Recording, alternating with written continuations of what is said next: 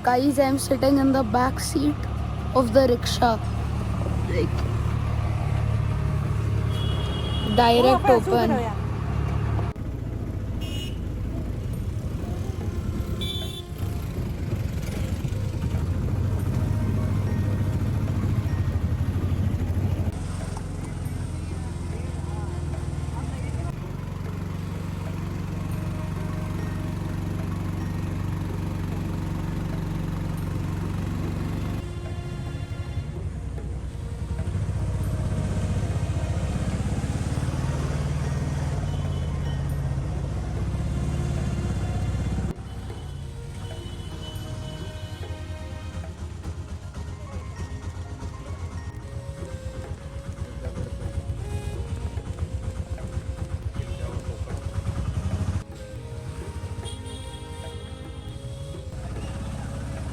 So guys, after a long journey, we have made it to the palace and we are currently in the Chittor fort. As you can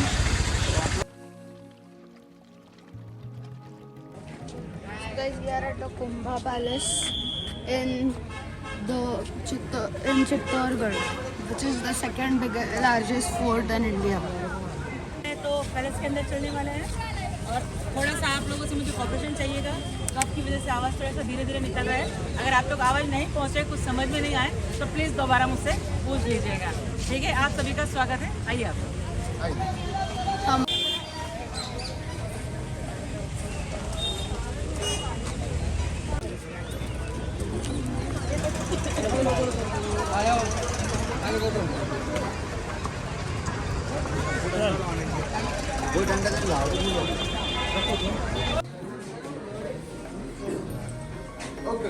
okay ma'am, थोड़ा पास में।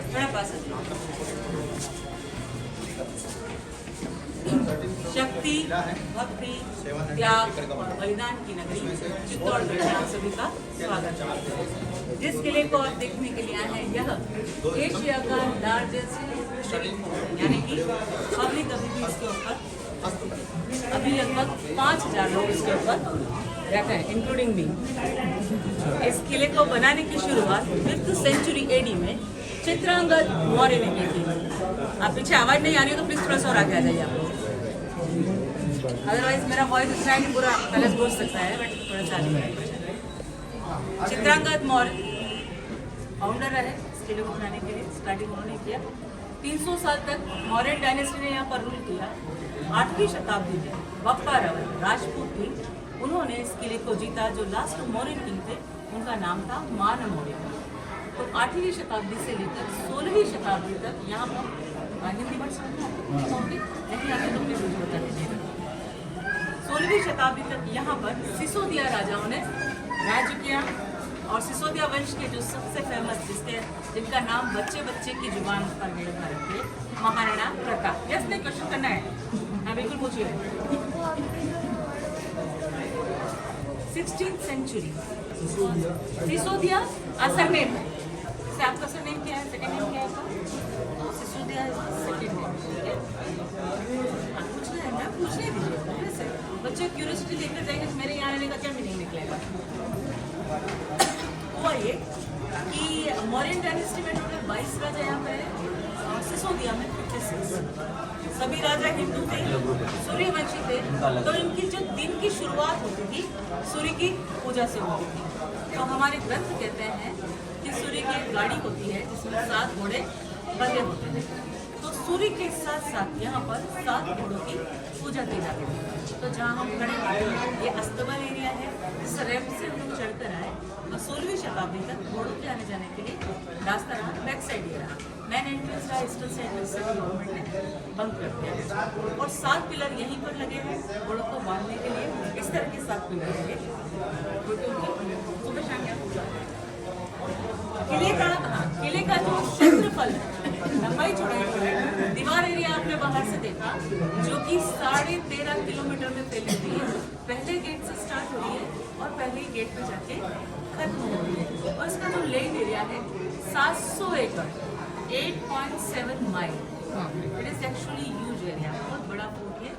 रहा किला जो है 3 हिस्सों में बटा हुआ है, residential residential, monumental and forest. आज हम लोग सिर्फ मॉन्यूमेंटल साइड देखने के लिए जा रहे हैं। किले पर टोटल 27 बार मेजर अटैक हुए। हिंदू संघर्ष को चलते हैं पर बताया जाता है कि मुस्लिम अटैक 27 टाइम हुआ। उसमें से 24 बार यहाँ के राजा जीते और 3 बार हारे। तो जब जब यहाँ के राजा हारे तब तक यहाँ की रानियों ने, क्षत्राणियों ने जौहर किया। जौहर का मतलब सभी समझते हैं, जो नहीं समझते अपना हाथ खड़े कर सकते हैं। होता यह था कि जब राजा, सैनिक सारे मारे जाते थे, वो सरेंडर नहीं कर रहे हैं दुश्मन के सामने, तो जो जितनी भी महिलाएं, जितनी भी लेडीज यहाँ पर बचती थी, वो एक आग का कुआं तैयार करती थी और उस आग में कूद कर अपनी जान देती थी। उसे कहते हैं जौहर। तो जहाँ जौहर हुआ है वह जगह यहाँ से 1 किलोमीटर दूर है। सारा साइट विजिट करते हो हम लोग, वहाँ तक जाने वाले हैं। पहले जो 2 हिस्सों में बटा हुआ है, ladies section and gents section. तो हम लोग चलेंगे लेडीज सेक्शन देखने के लिए। वो सेपरेट रखा गया। कारण ये कि जब इन्वेडर भारत में आए तो हम लोगों ने पर्दा प्रथा को अडॉप्ट किया। अडॉप्ट वर्ड का यूज इसलिए कर रही हूँ क्योंकि हमने रामायण पढ़ी है, महाभारत पढ़ी है, उसमें कहीं भी घूंघट या पर्दा शब्द हमने नहीं पढ़ा है।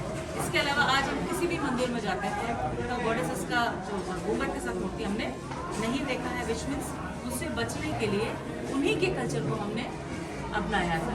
अभी यहाँ से हम लोग थोड़ा सा दूसरी साइड चल रहे हैं। लेफ्ट हैंड साइड में हम लोग देखेंगे सूर्य का मंदिर, जिसको तोड़ दिया गया। हुआ ये कि जब बाबर पहली बार भारत में आया तो अपने साथ गन पाउडर लेकर आया। उसने हमें इंट्रोड्यूस करवाया गन पाउडर से, अदरवाइज उसके साथ युद्ध करना हमें नहीं आता। तो वैसे ही जब उसके वंश यहाँ पे यानी कि अकबर और उसकी आर्मी जब आई तो अपने साथ बारूद लेकर आई और यहाँ जितनी भी बिल्डिंग आप लोग देख रहे हैं गन पाउडर से ब्लास्ट कर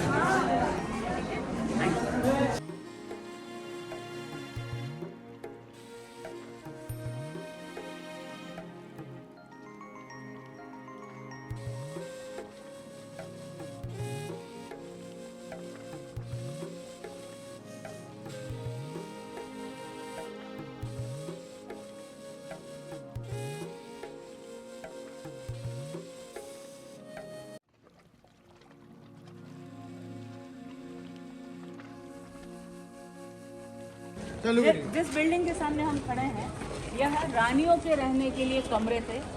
3 मंजिला इमारत जिसे पूरी तरीके से तोड़ दिया गया। यह कनेक्टेड था फ्रॉम राइट टू लेफ्ट, इसलिए सीढ़ियाँ जो है एक ही तरफ बनाई गई है। फर्स्ट फ्लोर तक जाने के लिए सीढ़ियाँ बाहर से है, सेकेंड और थर्ड फ्लोर के लिए सीढ़ियाँ अंदर से ही बनाई गई, लाइक डुप्लेक्स। डुप्लेक्स तो अभी नया है ना, और हमारे यहाँ कॉन्सेप्ट 9वीं 10वीं शताब्दी में आ गया है। हमेशा डिस्टर्ब और ये भी बड़ी सुंदर इमारत थी जिसे ब्लास्ट किया गया। हर जगह छत की कालीन को तोड़ दिया गया। आप देख रहे हैं हर जगह आपको पत्थर दिखाई दे रहे हैं। इस पत्थर का नाम है लाइमस्टोन, जिसकी कि 2 क्वालिटी होती है। पहला, इससे बनी हुई बिल्डिंग के अंदर गर्मियों के समय में आपको पंखे एसी की आवश्यकता नहीं है, इतने ठंडे रहते हैं। दूसरा, यह सीमेंट मेकिंग के लिए बहुत अच्छा है। इस वजह से बहुत सारी सीमेंट की फैक्ट्रीज जो हैं चित्तौड़गढ़ में है। इसमें से पहला नाम लेना चाहूँगी बिरला ग्रुप का चेतक ब्रांड। उसके अलावा लाफार्ज, वंडर, विक्रम, आदित्य, जेके, मतलब जितनी भी मेजर फैक्ट्रीज हैं अधिकतर चित्तौड़गढ़ में है, क्योंकि माइंस बहुत है यहाँ पर। अभी यहाँ आपके पास 2-3 मिनट का समय रहेगा। एक तो रानी की कपड़े अदर से बिल्डिंग आप कीजिए कितनी ठंडी है आपको तो पहले आप बोलना चाहें यहाँ का फिर नेक्स्ट हम चलेंगे जेंट्स अपार्टमेंट।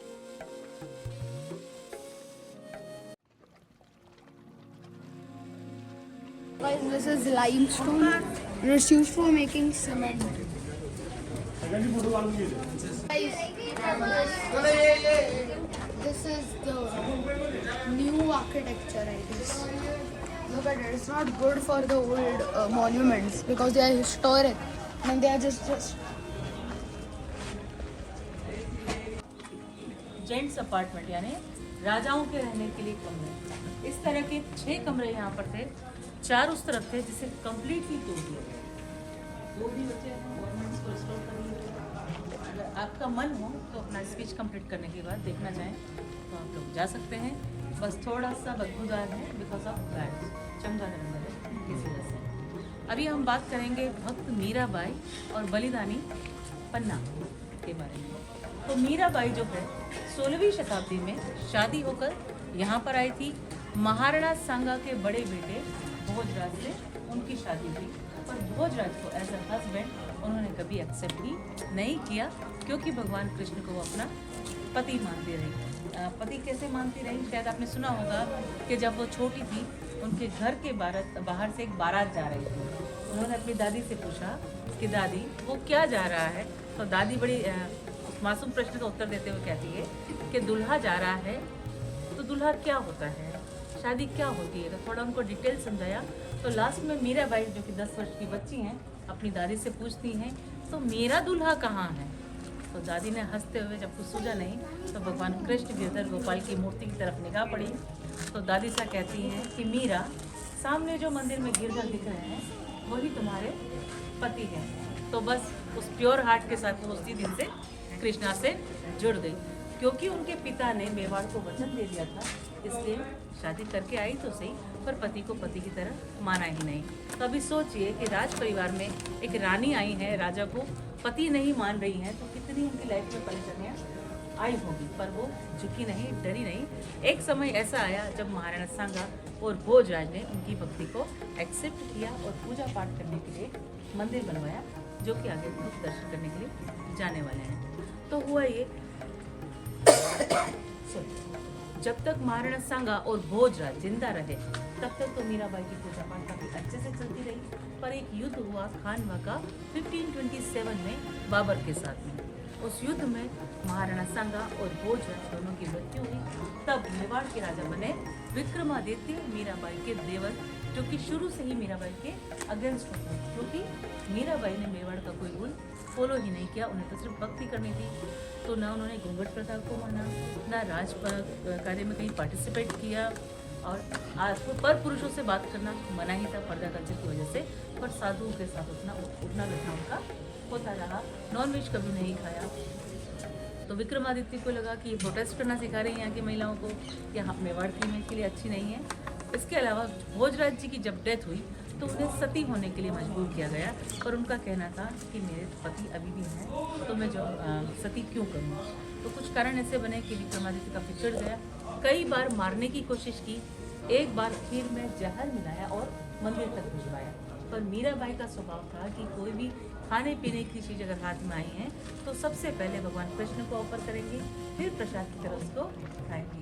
तो मीराबाई ने जहर भरी खीर जब प्रसाद की तरह खाई तो जहर कहाँ गया कृष्णा जाने, और उनकी मृत्यु नहीं हुई। तो विक्रमादित्य सोचिए उसके साथ क्या हुआ, कितना गुस्सा आया होगा उसको। फिर उसने कोशिश की, फूलों का एक टोकरा मंगवाया, टोकरे में जहरीला सांप रखकर भिजवाया। पर हुआ ये कि टोकरे का ढक्कन जब मीराबाई ने मंदिर में हटाया तो सांप कहाँ गया इस बात भी ईश्वर ही जाने, पर बड़ी खूबसूरत माला उसमें से निकली। मीराबाई को कुछ एहसास तो हो रहा था, कुछ डाउट हो रहा था, पर वो माला उन्होंने कृष्ण को अर्पण की और उनके मन में चलता रहा समथिंग इज फिशी, कुछ गड़बड़ तो है। मीराबाई ने दासियों से सारी बात शेयर की। दासियाँ राजमहल में आती है, सारी रिपोर्ट कलेक्ट करती हैं और मीराबाई से कहती है कि आपके देवर विक्रमादित्य जो है आपको बार बार मारने की कोशिश कर रहे हैं। तो मीराबाई जो है इन सभी चीज़ों से डिसअपॉइंट होती है। मंदिर से कृष्ण की मूर्ति उठाकर कुछ साधुओं के साथ पैदल यात्रा करते हुए अपने मायके गई, वृंदावन गई, चारों धाम यात्रा करने के बाद आखिर में द्वारिका गई। तब से लेकर आज तक ऐसा माना जाता है कि भारत की 2 महिलाएं ऐसी हैं जिनका अंतिम संस्कार नहीं हुआ है। पहली माता सीता जो धरती में समा गई, और दूसरी मीराबाई जिनके लिए कहा जाता है कि कृष्ण भजनों पर नाचते नाचते वो उस मूर्ति में ही विलीन हो गई, क्योंकि उनकी डेथ का कोई भी एविडेंस आज भी हमारे पास नहीं है। और इट कुड बी पॉसिबल, हो सकता है। कारण ये कि हमारा भारत जो है योगा के लिए फेमस है, और भक्ति क्या है, मेडिटेशन की है। तो हो सकता है उन्होंने मेडिटेशन के थ्रू अपने 7 चक्र को एक्टिवेट किया हो, अपने 5 एलिमेंट्स पे कंट्रोल किया हो, देन उनकी जो एनर्जी रही हो वो लॉर्ड कृष्णा में मर्ज हो गई। पॉसिबल है। इसके अलावा एक बलिदानी महिला जिनका नाम था पन्नाधाय, चित्तौड़ के साथ बलिदान शब्द उन्हीं के त्याग की वजह से जोड़ा गया है। हुआ ये कि माँ कर्णावती महाराणा सांगा की पत्नी जब जौहर करती हैं तो अपने एकलौते बेटे उदय सिंह की जिम्मेदारी पन्नाधाय को सौंपती है। पन्नाधाय के अपना एक बेटा होता है, उसका नाम होता है चंदन, और पन्नाधाय के हस्बैंड भी सांगा के साथ युद्ध में मारे जा चुके थे। दोनों माओं के इकलौते बेटे। पर माँ कर्णावती ने मरने से पहले पन्ना से वचन लिया कि मेरे जाने के बाद प्रिंस की चयन की जिम्मेदारी तुम्हारी रहेगी। तो पन्ना ने उस वचन को निभाया। कैसे निभाया आप सुनेंगे तो रोंगटे खड़े हो जाएंगे। हुआ ये कि राजकुमार का सोतेला भाई होता है बनवीर, जो नहीं चाहता था कि उदय सिंह बड़ा हो और यहाँ का राजा बने। उसने षड्यंत्र किया कि जब तक ये छोटा है, बच्चा है, मैं इसको मार देता हूँ और हमेशा के लिए मैं यहाँ का राजा बन जाता हूँ। तो जब ये सारा षड्यंत्र चल रहा था तो इसकी जानकारी लगी पन्ना भाई को। पन्ना भाई ने क्या किया कि एक वेल विशर को बुलाया, फलों के टोकरे में सीक्रेटली सुलाकर कुंभलगढ़ उसको भिजवा दिया गया। और माँ पन्ना ने अपने एकलौते बेटे चंदन को राजकुमार के कपड़े पहनाए, राजकुमार के पलंग पर सुला दिया। शाम का समय था, बनवीर अपने हाथ में तलवार लेकर आया। माँ खड़ी है, बेटा गले में सो रहा, 1 वर्ष का बच्चा।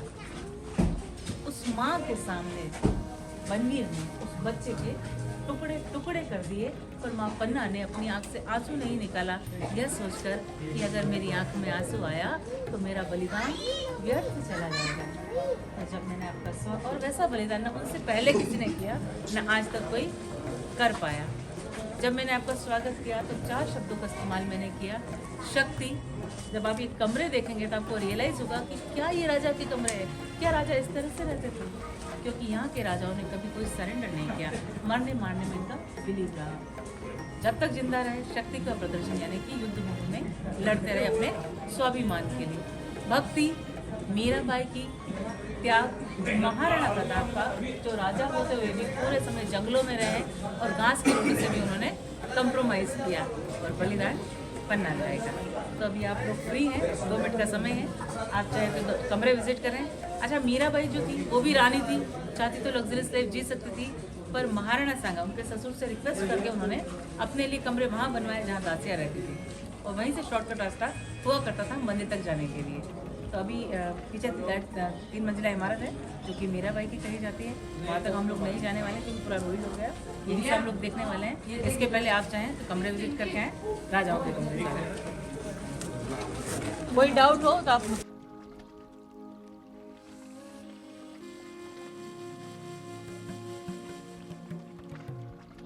गोइंग टू कुंदा स्वामी मंदिर और मीराबाई's वीडियो।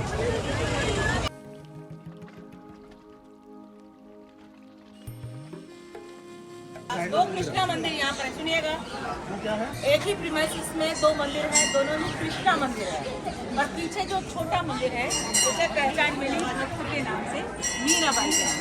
तो मीरा मंदिर उसे हम लोग क्या करते हैं। 16वीं शताब्दी में महाराणा सांगा जी ने मंदिर बनवाया और मीराबाई अपने साथ द्वारिका लेकर गई। अभी इसके अंदर 2 मूर्तियां हैं, भगवान कृष्ण और मीराबाई की, जिसे बिरला फैमिली ने सन 2002 में इंस्टॉल करवाया। इससे पहले फोटो फ्रेम की पूजा हुई। मीराबाई के गुरु थे जिनका नाम था संत रविदास। तो हम भैया आप लोग प्लीज हमारे ग्रुप से ज्वाइन ना हो, अपने अपने साथ घूमते हैं। मीराबाई के गुरु थे संत रविदास जी। हमारे ग्रंथ कहते हैं कि पहले गुरु की पूजा फिर प्रभु की पूजा। तो मीराबाई ने अपने गुरु के चरण चिन्ह यहाँ पर बताया कि क्षत्रिय मंदिर, तो वहाँ पर मीराबाई के गुरु के फुटप्रिंट है। तो मीराबाई पहले गुरु की चरण वंदना करके मंदिर में जाती थी पूजा करने के लिए। इसके अलावा जहाँ चरण चिन्ह है वहीं पर छठी साइड आप देखिएगा तो एक मूर्ति बनी है, एक चेहरा है, 5 शरीर है। अगर आप गोल घूम कर देखेंगे तो पाएंगे कि एक ही चेहरा 5 शरीर से कनेक्टेड है।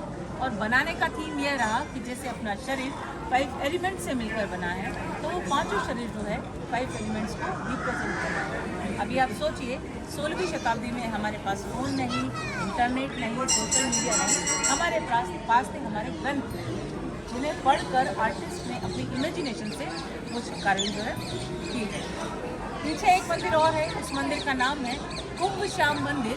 15th सेंचुरी में महाराणा कुंभा ने उसको बनवाया था। तो जब बनाया गया तब ये था बराह मंदिर, भगवान विष्णु जी के 3रे अवतार का। पर क्योंकि मुगल आर्मी ने 16वीं शताब्दी में यहाँ पर हमला किया तो सारी मूर्तियों को तोड़ा गया, चाहे अंदर की हो चाहे बाहर की। तो जो एक्टिव आइडल थी, जिस मूर्ति की पूजा होती थी बराह जी की, उसे कम्प्लीटली तोड़ दिया गया। बाहर की मूर्तियों पर आप निगाह लगाएंगे तो पाएंगे कि हर मूर्ति का नाक और चेहरा तोड़ा गया है। नाक तोड़ने का कारण ये कि हम हिंदुस्तानी नाक को अपना गर्व मानते हैं। क्या कहते हैं, बुरा होता है तो नाक कट दे, है ना, तो उसी अंदर का आप लोग चलते रहे ना, क्यों पूछना है भाई। हम नहीं जानते टूरिस्ट है कि चोर है, कल कुछ दुर्घटना हो जाता है। तो हुआ ये कि काफ़ी सालों तक मंदिर खाली पड़ा रहा के बाद 1905 में राजा फतेह सिंह जी ने उस मंदिर के अंदर 3 मूर्तियां रखवाई, स्थापित करवाई, भगवान कृष्ण, बलराम और राधा जी। तो मंदिर एक्टिव है, इसमें पूजा पाठ अभी भी होता है। हिंदू धर्म के अकॉर्डिंग जितने भी देवी देवता है सबका कोई न कोई वाहन होता है। तो भगवान विष्णु के वाहन है गरुड़। मंदिर के सामने एक छतरी बनी है, उस पर भगवान गरुड़ की प्रतिमा लगाई हुई है। गरुड़ को इंसानी स्वरूप दिया गया है, पर खासियत है उस मूर्ति की तो उन पर पंख लगाया गया है। मंदिर जो है 2 तरह के स्ट्रक्चर से बना है। पहला हाफ छत की तरफ आप देखिएगा तो पहला हाफ जो है रेप्लिका है गुजरात का सोमनाथ मंदिर, सेकेंड हाफ आपको मिलेगा जगन्नाथपुरी। 2 तरह का स्ट्रक्चर 15वीं सेंचुरी में भी आर्ट कितना ट्रैवल हुआ है। इसके अलावा इन दोनों मंदिर के बीच में जो कनेक्शन है थोड़ा बताऊंगी, अच्छा लगेगा सुन के। मंदिर बनवाया ये वाला महाराणा कुंभा ने। कुंभा के बेटे थे रायमल और रायमल जी के बेटे थे सांगा जी। तो एक दादा ने बनवाया, एक पोते ने बनवाया। तो दीवार पे जितना भी आपको टूटा हुआ हिस्सा देख रहे हैं मूर्तियों का, अलाउद्दीन खिलजी की आर्मी ने पहले बहुत सारे मंदिर डिस्ट्रॉय किए थे। तो कुंभा ने इन चीज़ों को ऐसे बिखरा पड़ा देखा, लेबर्स को ऑर्डर दिया और यहाँ लगवाया ताकि उनको प्रिजर्व किया जाए। तो इस प्रकार से इसके लिए 10 मिनट का आपके पास समय रहेगा। दोनों मंदिर आपको देखना है, 10 मिनट के अंदर आपको फ्री होना है ताकि हम नेक्स्ट जो हम जूते चप्पल आप सब अपने एक साथ ही उतार लीजिए, दोनों मंदिर दर्शन कर लीजिए और यहाँ आ जाइए।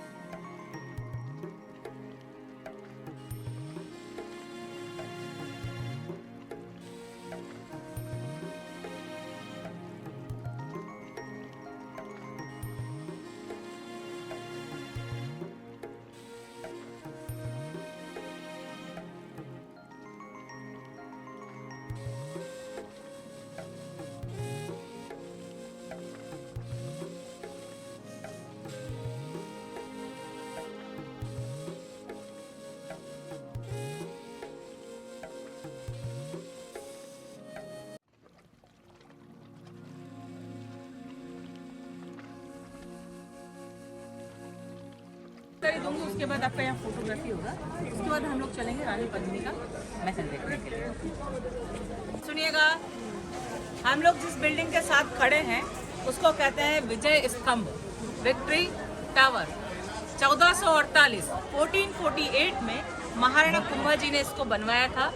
बनवाने का कारण यह था कि उन्होंने 2 स्टेट्स एक साथ एक ही वॉर में जीते थे। मध्य प्रदेश, जिसे मालवा कहा जाता था, मालवा वाला हिस्सा, और गुजरात। मध्य प्रदेश का राजा था महमूद खिलजी, गुजरात का अहमद शाह। दोनों राजाओं ने एक साथ मिलकर अटैक किया, पर महाराणा कुंभा ने, आप लोग चलते रहिए, ग्रुप ज्वाइन ना करें।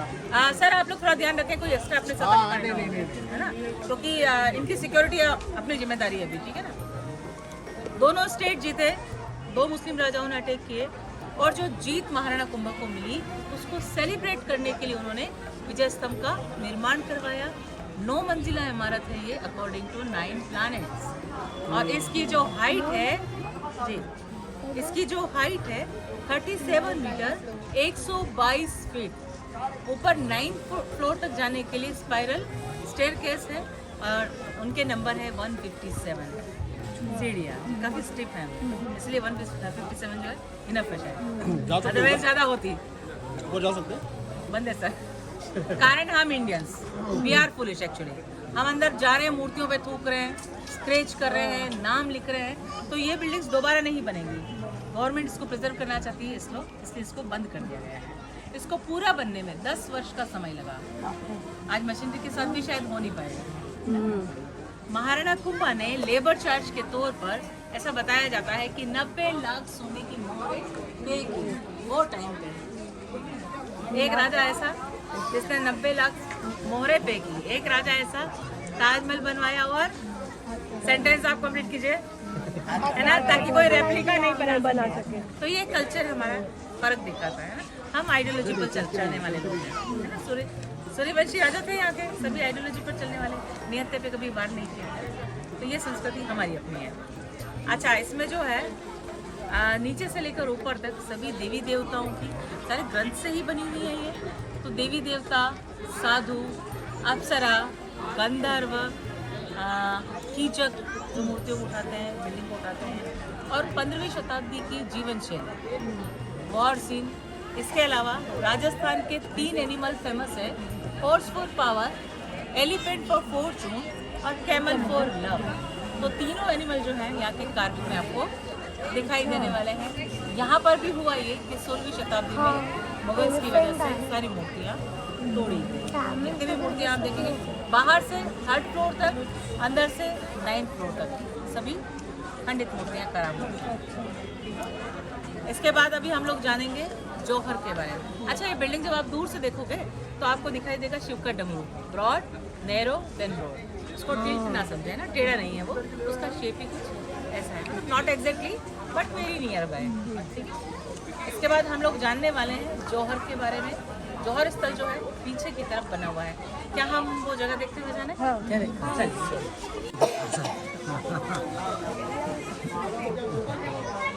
और अच्छा, पीछे जो है पीपल का पेड़ लगा है, अभी बड़ा खूबसूरत गार्डन आपको नजर आ रहा है। यही है हमारा जौहर स्थल, जो कि 40 से 50 फीट गहरा था। पहला जौहर हुआ 1303 में, तब राजा थे रतन सिंह जी, जिनकी पत्नी थी रानी पद्मिनी। अलाउद्दीन खिलजी यहाँ पर हमला करता है। पहली बार तो हार जाता है, दूसरी बार फिर जब हमला करता है तो किले को बाहर से विजिट करता है। जहाँ पर एग्रीकल्चर साइट होता है वहाँ पर अपना कैंप लगाता है और फूड सप्लाई बंद कर देता है। तो राजा ने आम सभा लगाई, जनता से बात की कि बाहर दुश्मन ने इस तरह से डेरा लगा दिया है, तो आप लोग की क्या राय है। तो जनता का कहना होता है कि राजा, मेवाड़ का जो इतिहास है, मरने मारने का इतिहास है, समझौतों का इतिहास नहीं रहा है। तो दुश्मन अगर युद्ध की इच्छा से आया है तो we are ready for do और डाई, पर हम बात नहीं करेंगे, समझौता नहीं करेंगे। फूड सप्लाई अगर दुश्मन ने बंद कर दी है तो आप निश्चिंत रहें, हमारे पास इतना अनाज अवेलेबल है कि 6 महीने तक हम लोग सर्वाइव कर सकते हैं। तो दोनों तरफ से सारे दरवाजे बंद कर दिए गए। अंदर अपने हिसाब से जो मेरी युद्ध चल रहा था, पर जब 2-3 महीने का समय निकला तो रानी पद्मिनी को शक हुआ कि शायद हम हार सकते हैं। कारण वॉरियर जो खाना खा रहे हैं डे बाई डे उससे कमजोर होते जा रहे हैं। सर्वाइव करने जितना खा रहे हैं, पावर मिले उतना नहीं। इसके अलावा अलाउद्दीन जो आर्मी लाए अपने साथ, यहाँ से 10 गुना अधिक है। तो सामने दिख रहा है कि 10 पावरफुल अगर एक कमजोर से लड़ेंगे तो मारे ही जाएंगे। तो रानी पद्मिनी ने भी महिलाओं की मीटिंग बुलाई, महिलाओं से बात की, तो सभी महिलाओं ने एक स्वर में कहा, जब हमारे राजा सरेंडर नहीं कर रहे हैं, मरने के लिए तैयार है, तो हम महिलाएं कैसे सरेंडर कर सकती हैं। हम भी जौहर कर लेंगी पर दुश्मनों के हाथ नहीं आएंगे। तो हुआ ये कि वाकई में जब युद्ध हुआ तो पहले ही दिन राजा को धोखे से मार दिया गया। सारे सैनिक जब मारे गए तब रानी पद्मिनी ने 16,000 महिलाओं के साथ आग में कूदकर अपनी जान दी। अच्छा, जौहर स्थल की जो है रानी पद्मिनी, जब महिलाओं से मीटिंग होती है उसके बाद डिसाइड कर लिया जाता है कि इस जगह पर हम लोग जौहर करेंगे। इसकी खुदाई करवाई गई, किले भर से लकड़ी, तेल, कपड़ा, रुई की डे बाय डे वो लोग कलेक्ट करती चली गई, प्रिपरेशन करती चली गई। सिनेरियो कैसा रहा, हम चिंता है और हमारे प्रिपरेशन की तैयारी हम खुद कर रहे हैं। ठीक है, हम सोच रहे हैं उसमें भी हमारे दूसरे मार रहे हैं। तो राजा जब मर गए, सैनिक सारे जब मारे गए, तो रानी पद्मिनी ने 16,000 महिलाओं के साथ जौहर किया। ये था आपका पहला जौहर। 3 बार यहाँ हुए। दूसरा हुआ 1536 1536 में, तब रानी कर्णावती यहाँ शासन कर रही है। क्योंकि पति महाराणा सांगा पहले ही मारे जा चुके हैं, राजकुमार काफी छोटा है। गुजरात का बहादुर शाह यहाँ पर हमला करता है। बहादुर शाह के साथ सेनापति का युद्ध होता है। यहाँ के सेनापति वॉरियर सारे जब मारे गए तब रानी कर्णावती ने उदय सिंह की जिम्मेदारी पन्ना को सौंपी और 13,000 महिलाओं के साथ आग में कूदकर अपनी जान दी। आखिरी जो और हुआ 1567 में, तब राजा थे उदय सिंह जी, पर यहाँ की जो जनता है, जो वॉरियर है, वो नहीं चाहते थे कि राजा और रॉयल फैमिली जो है उस युद्ध में मारे जाए और ये वंश खत्म हो जाए, तो उन्हें सीक्रेटली पहले ही यहाँ से बाहर भेज दिया गया, जहाँ वॉर के बाद राजा उदय सिंह जी ने एक नया शहर बसाया जिसे हम लोग उदयपुर के नाम से जानते हैं। तो तब से लेकर आज तक सिसोदिया डायनेस्टी जो है उदयपुर में रह रही है। अच्छा, सिसोदिया डायनेस्टी की खास बात और बताती हूँ जो आपके बीच में, यह सेकेंड लार्जेस्ट डायनेस्टी है विश्व की। पहली जापान की, दूसरे सिसोदिया, जो तब से लेकर आज तक अभी भी है। तो चलो राजा शिफ्ट हो गए, तो 2 वॉरियर थे जिनका नाम था जयमल और पत्ता। वॉरियर तो और भी थे, लेकिन इन 2 को विशेष हम लोग मेंशन करते हैं क्योंकि उनकी जो उम्र थी 13 और 17 वर्ष। उन्होंने मुगल आर्मी के साथ युद्ध किया। मुगल आर्मी के 35,000 सैनिकों को मारने के बाद दोनों वीर बालक वीरगति को गए, शहीद हुए। तब पत्ता जी की वाइफ थी फूल कवच, जिनकी उम्र थी 14 वर्ष। उन्होंने 7,000 महिलाओं के साथ आग में कूदकर अपनी जान दी। सोचिए 14 वर्ष की बच्ची आगे आगे चल रही है, जौहर को लीड कर रही है, कैसा सीन रहा होगा। अच्छा, जो जौहर हुआ उसमें मेरी तरह, आप बहनों की तरह सामान्य महिलाएं तो थी, पर कुछ ऐसी थी जो गर्भवती थी, कुछ ऐसी थी जिनके हाथ में दूध पीते बच्चे थे। उन सभी ने अपने छोटे छोटे बच्चों को साथ में लिया और आग में कूद गई, क्योंकि वो नहीं चाहती थी कि उनकी डेथ के बाद उन बच्चों का बाई फोर्स धर्म परिवर्तन हो या छोटी बच्चों के साथ कुछ गलत हो। मैंने आपको बताया भी है कि रोज नई एक मौत मरते दुश्मनों के हाथ से, उससे बेटर था कि हम लोग आग में कूद कर अपनी जान दे दें। और वही उन्होंने अपने बच्चों के साथ भी किया, सबको लेकर वो आग में कूद गई। फिर हुआ ये कि जब देश को आज़ादी मिली तो इस जगह को भरने के लिए सोचा गया, क्योंकि पवित्र स्थल है, बारिश का पानी वगैरह इकट्ठा हो रहा था। तो गर्मियों के समय में जब ये जगह सूखी थी, गवर्नमेंट के अंडर ये आ ही गया था, तब इस जगह को भरने से पहले इसकी खुदाई की गई। तो उनको जो टीम थी गवर्नमेंट की एसआई की टीम, उनको मिला हड्डियाँ, राख, उन वीरांगनाओं की ज्वेलरी के छोटे छोटे टुकड़े। एएसआई की टीम ने उन चीज़ों को इकट्ठा किया और वो टाइम पे यहाँ के राजा थे महाराणा गोपाल सिंह जी। तो राजा को वो सारी चीज़ें सौंप दी गई। पूजा पाठ करवा के राजा जी ने वो सब चीज़ें जो है माँ गंगा में प्रवाहित की ताकि वीरांगनाओं को मोक्ष मिल सके। फिर इस जगह को भर दिया गया और उसकी पवित्रता को ध्यान में रखते हुए पीपल का एक पौधा लगाया गया जो मेरी तरह बड़ा हो चुका है। और इसी जगह को रानी ने जौहर के लिए चुना, कारण ये कि गार्डन एरिया में 2 प्लेटफॉर्म बने हैं जो कि राजा और रानी के लिए क्रिमेशन पॉइंट रहा। क्रिमेशन यहीं पर होता था क्योंकि पहले से ही ये शमशान भूमि थी, इसलिए इस जगह को जौहर के लिए चुन लिया है। तो अभी अगर आपके पास कोई सवाल हो तो आप कर सकते हैं ना सर। भरने के बाद इसको लगाया 1962 में इसको प्लान किया कुएं की तरह था सर ये। हाँ, इमेजली उन्होंने बताया, हकीकत यहाँ पर हाँ डीप था। स्पेशली इसकी खुदाई करवाई पद्मिनी थी, लकड़ी वगैरह साथ डाल के इसको तैयार। अभी 5-7 मिनट का समय है, आप लोग यहाँ अपना फोटो लीजिएगा। नीचे तक ये छूटे हुए मंदिर है सब नीचे की तरफ, इसलिए हम लोग नहीं जा रहे हैं। वो दरवाजा है सब नीचे तक जाने के लिए, तो हम लोग नीचे नहीं जाएंगे। हम लोग यहाँ से विजयस्तंभ के साथ अपना फोटो लेंगे, फिर आगे हम लोग चलेंगे पद्मिनी पैलेस देखने।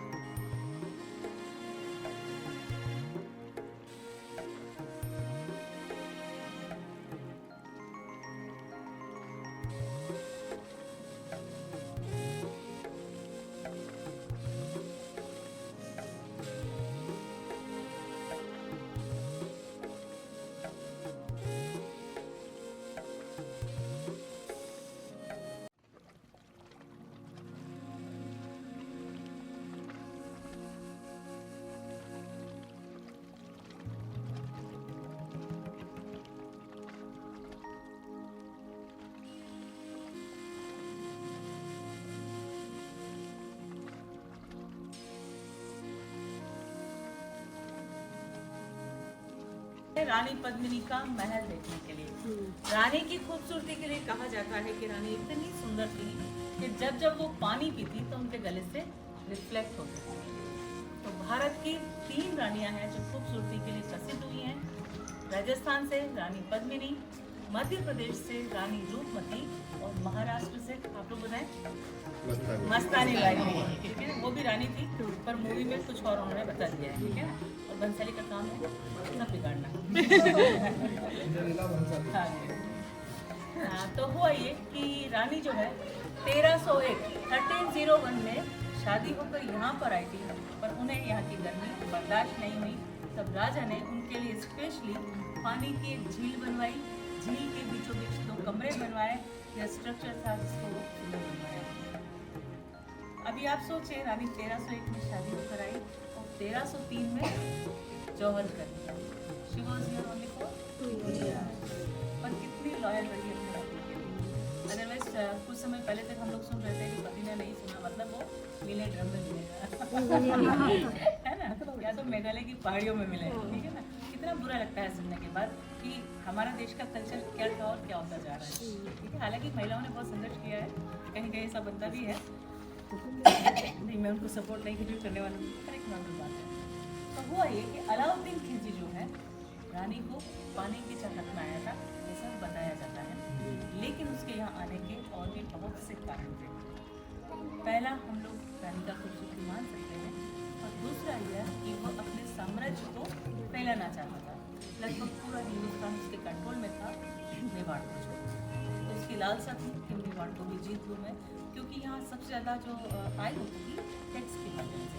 किसी को कहीं भी जाना है तो मेवाड़ से होकर जाना शॉर्टकट पड़ता था, तो भारी टैक्स यहाँ पे करना होता था। इसके अलावा उसका चाचा था जलालुद्दीन खिलजी, जो गुजरात का सोमनाथ मंदिर होकर मेवाड़ से होते हुए दिल्ली जा रहा था।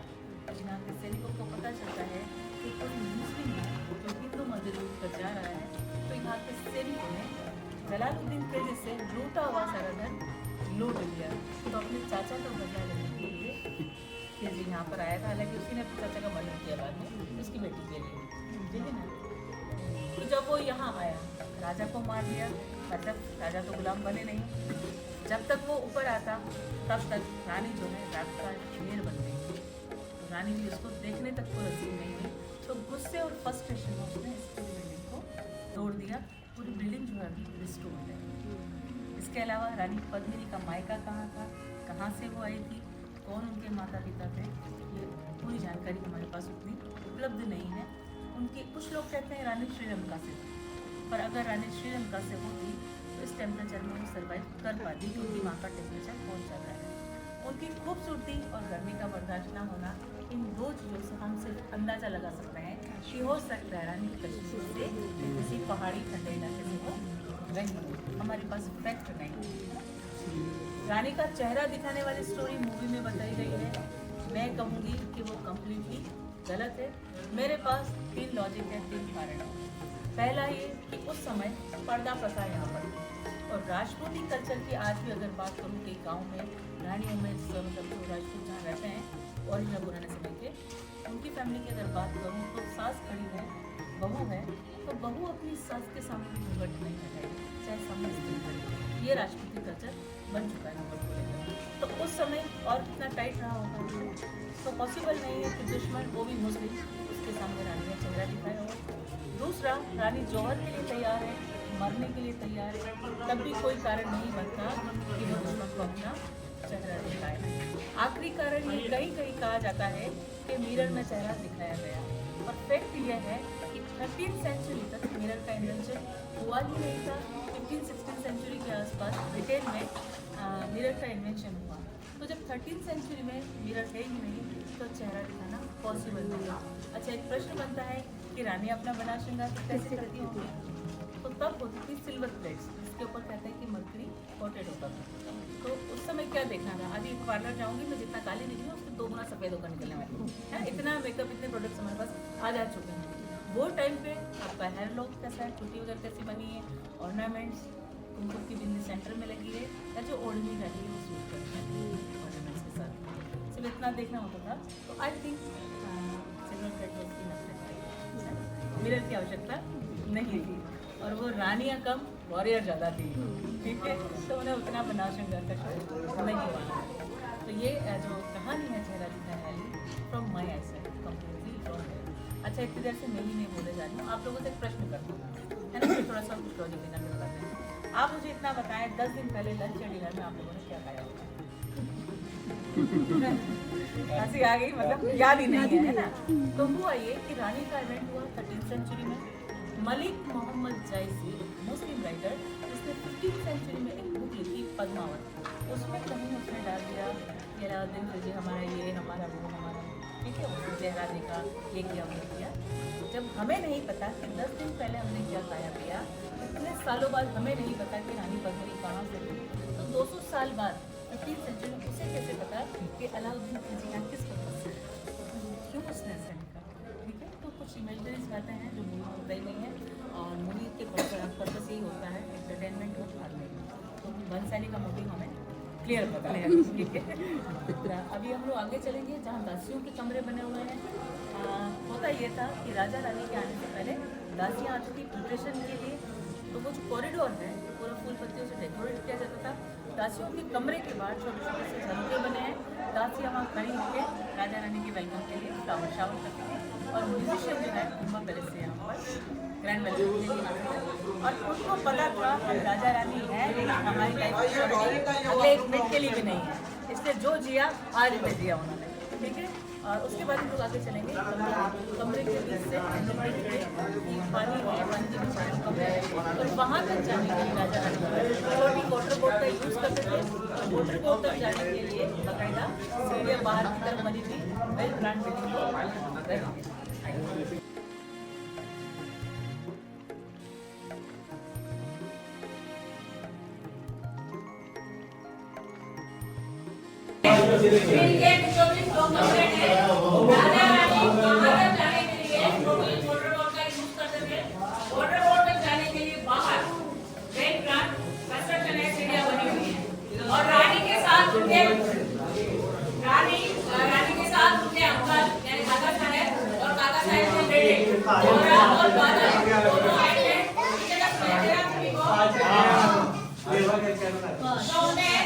बहादुरी को देखते हुए आर्मी चीफ यहाँ पे अपॉइंट कर दिया गया, तो दोनों जो है रानी के साथ रहना शुरू किए।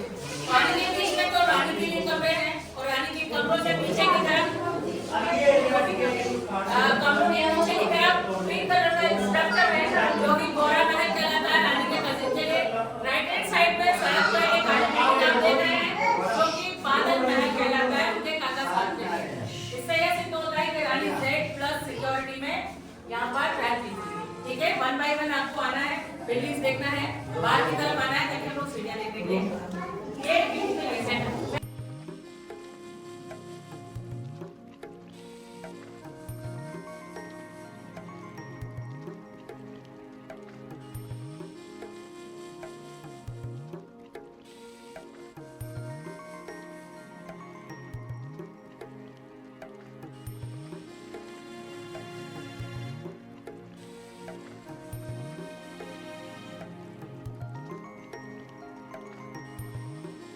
लास्ट मॉन्यूमेंटल साइड है, यहाँ से निकलने के बाद लगभग हम लोग शायद नहीं मिल पाएंगे ऑटो में, आगे तक मुझे ड्रॉप कर दिया जाएगा। तो आप सभी को आने वाले नववर्ष की बहुत बहुत बधाई, बहुत बहुत शुभकामनाएं। स्वस्थ रहे, मस्त रहे कपिल की लैंग्वेज में, और कोशिश करें और एक बार यहाँ आने की। आपको भी शुभकामनाएं। आपको मिलकर अच्छा लगा। आपने काफी अच्छे से समझाया। कोशिश करी सर मैंने। She explained very well. और guys, she explains very well. If you want to contact her, her number is in the video description.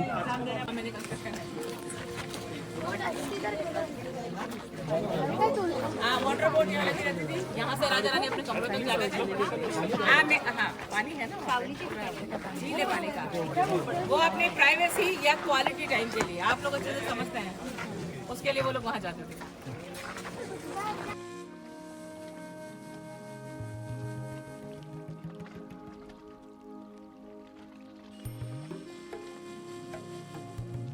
So guys, now we have traveled the fort, Chittorgarh, which is the second largest fort in India, and the first largest, which is actually available to the public.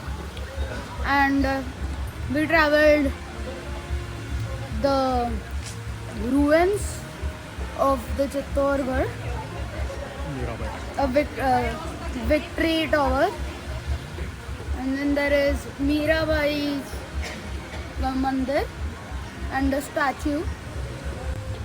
So guys, now we just had lunch and now we are going to go to Pushkar.